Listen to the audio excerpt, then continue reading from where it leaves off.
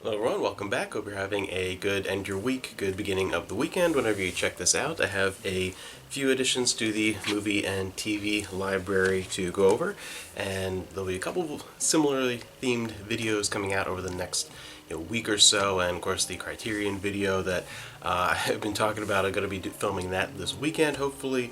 A few more videos like that coming along if you are a fan of physical media and preserving that kind of stuff for yourself. First off, two DVDs to cover.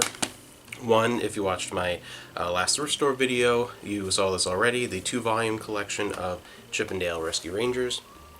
One of my favorites, if not my favorite, of the Disney Channel animated series of the late 80s through the 90s. Like, that was just the prime era where they put a lot of time and effort and money into the original animated series for the show. Then they moved into the early 2000s more the transition of, as a lot of people moved from Nickelodeon over to Disney Channel. Disney Channel went from a premium channel to like a basic cable type channel. It moved away from a lot of the animation. There's a lot less and lower quality and more the live action stuff. So this was like one of the prime examples of Disney Channel at its height. Great show. Next one was one that Amanda and I watched last night and was a fantastic surprise, from the Warner Archive Collection DVD of The Life and Adventures of Santa Claus and Nestor the Long-Eared Christmas Donkey, two TV specials from Rankin Bass. And The Life and Adventures of Santa Claus is such a fascinating one because, I grew up with tons of Christmas specials all the time. The month of December was pretty much Christmas movies, Christmas music, Christmas episodes of TV shows, whatever, the traditional Rankin Bass stuff that you watch like 10 times every Christmas. Frosty and Rudolph the Red-Nosed Reindeer, and then even Dr. Seuss's, The Grinch Stole Christmas, all those, and even like Little Drummer Boy, all those other Rankin Bass things. I have never seen, never even heard of The Life and Adventures of Santa Claus. Even the Nestor the Long-Eared Christmas Donkey, I'd seen that before, and a bunch of other ones, Year Without Santa Claus, and all those other ones.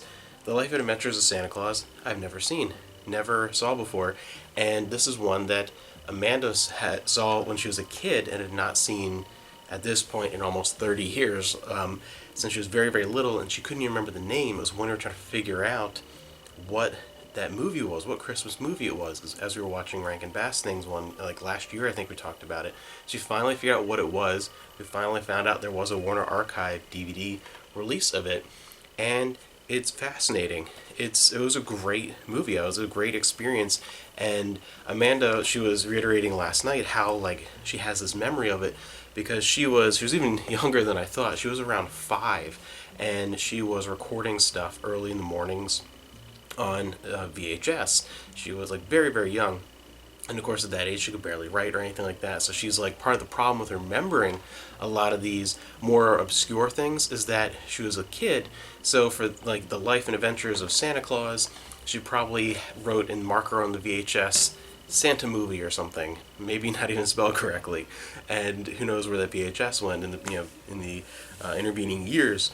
So it's always fascinating to find, and it's very different from the other Rankin Bass. It's really good. It's a lot more based in it feels more of a mystical fantasy mythology and a lot less traditionally Christmas in the modern sense, and it definitely has a slightly different animation style and everything, and it's based off of a story by L. Frank Baum, which is a big deal for me because I'm a huge fan of Oz. Ever since I was a little kid, I love The Wizard of Oz, all the the Oz book series, Return to Oz, all that stuff. So that was really cool. This was fun to experience, and you'll hear us talk about that again at the end of the year because we always do movies that we saw for the first time throughout the year, our list our favorites and things like that, and that'll probably make it onto mine. We usually do a top 10 or whatever. That'll probably make it on mine because it was enjoyable in the sense that I love those old Christmas TV specials and never even heard of that before, let alone seen it. There's a remake of that that's very common.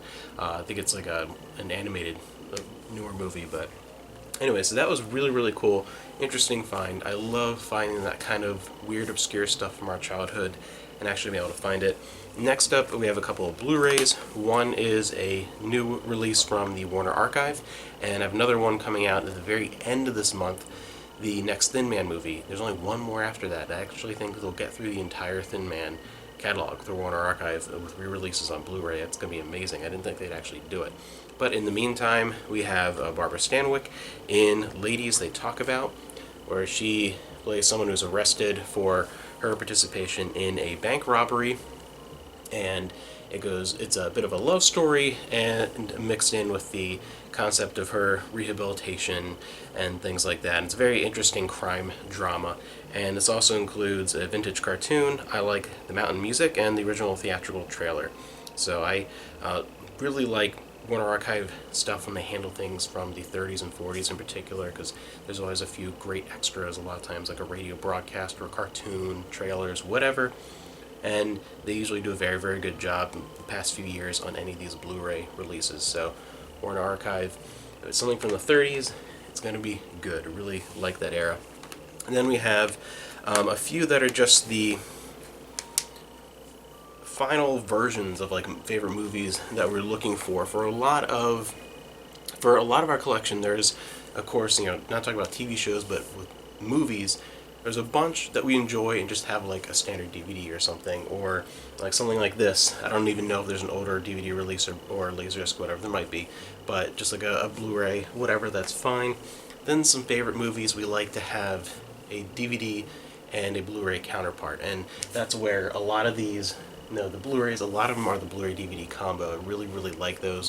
One shelf space, then we have a DVD and a Blu-ray copy. Really, really like that. But not all movies come in a combo. A lot of times they just don't, or there's different versions and releases. So a few of these are movies that either don't have a combo type edition at all, or they're just coming to Blu-ray, whatever. Now the one is like fairly recent, but anyway, we have The Little Shop of Horrors, the director's cut Blu-ray, one of both of our favorite musicals. We both enjoy Frank Oz. Rick Moranis is amazing in everything he's done. Both of us enjoy stuff from the 80s, so everything about this is right up our alley. Both of us have seen musical versions of this different times. I think Amanda might have even seen one of the times in New York, but it's one that we both enjoy. Love the music. We have it on Laserdisc and the regular cut on DVD, and the director's cut includes the much better ending than the normal theatrical ending.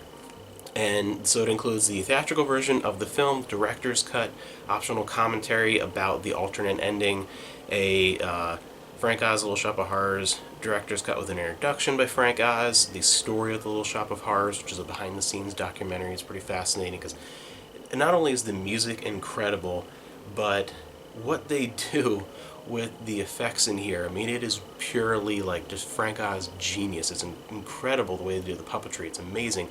The original Little Shop of Horrors is amazing in how they accomplish the feat in such a small amount of time, and this is just the feat in itself is remarkable. Brilliant movie, and it has 2 different theatrical trailers, so a good little Blu-ray collection. This one is a childhood movie that I enjoy and is definitely a favorite of Amanda's. If I had to list out what I think are like her top 5 favorite movies without asking her just off the top of my head, this would be in that top 5 for sure.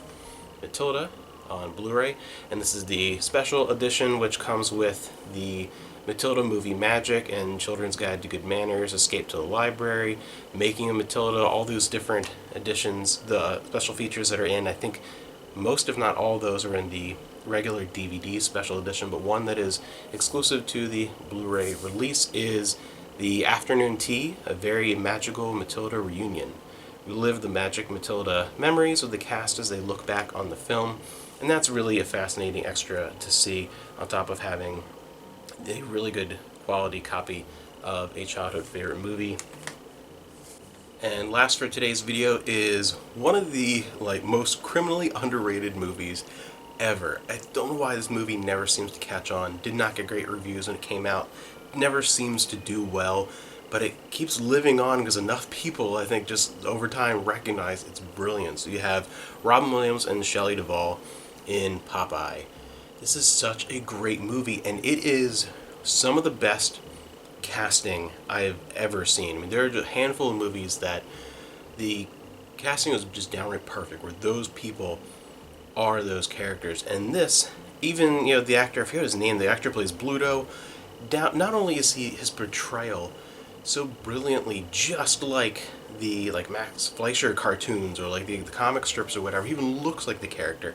Shelley Duvall is probably the only human alive who looks like Olive Oyl and at the same time is also a really good actress, and she pulls that off perfectly. She brings the cartoon to life.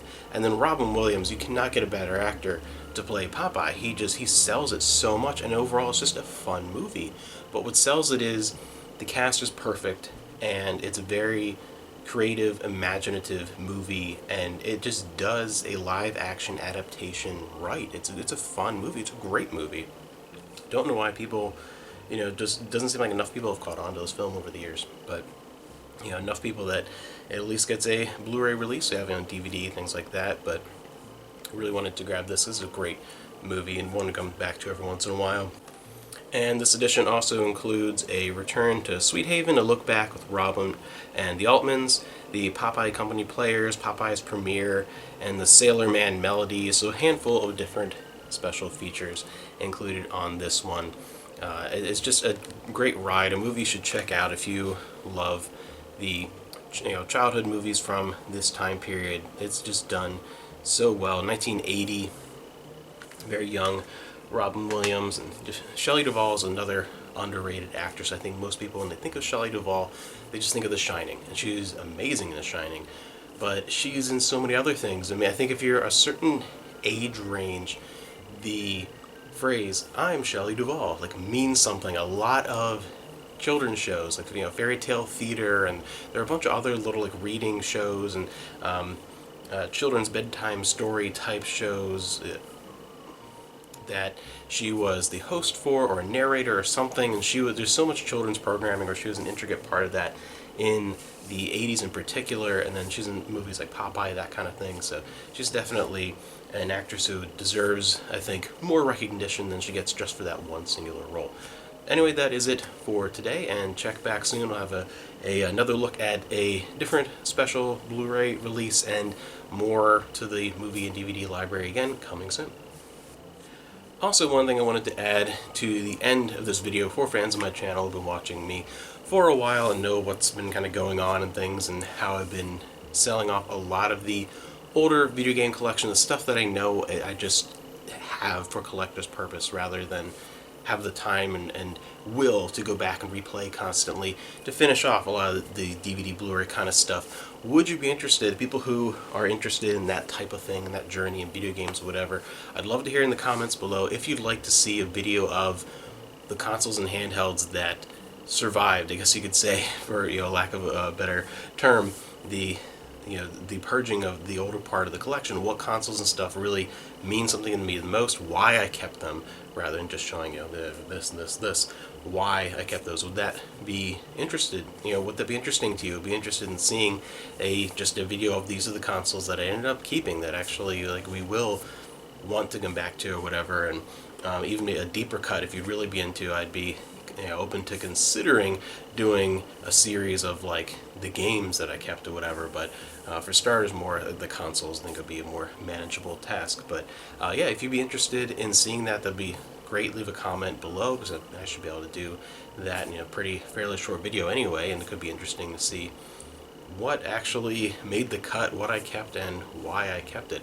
So again, in the comments if you'd like to see that as one of those type of things where I'd like to get more of a feeler out there and see if people would actually want to be interested in doing that before I go ahead and pull the trigger on that.